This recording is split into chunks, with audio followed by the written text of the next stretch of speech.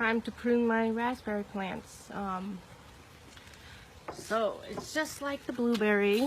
We're gonna trim the old, unproductive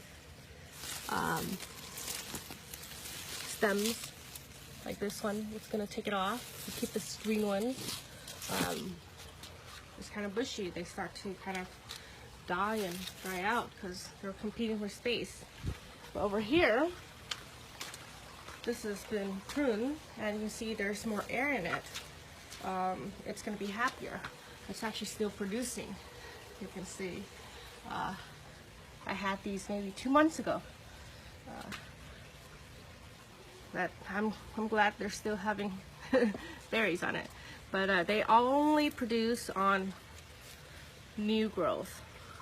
Usually these old ones, you know, after you produce it, they already bear. They just don't bear as much anymore. So this one next year will bear. Woodsy one, most of it's been cut. This is okay. So it should be like this. And next year you'll get more fruit from it. So let's try to find some to cut off. So it's kind of hard to do with one phone on the hand and on the other hand. There we go. Let's give it a try though. There we go. So let's get some air into this tree, this bush. I mean, it'll be happier. Ooh, there you go. So after that bear, and you harvest, it's time for it. So these are new growth that's coming up. You see, you don't have to worry about killing it. We won't kill it by pruning it correctly.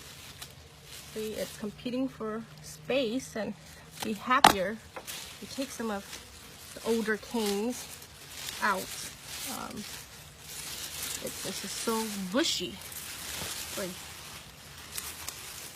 This one's ready to go. Have to make sure it doesn't have any fruit on it. So I hope you find this helpful.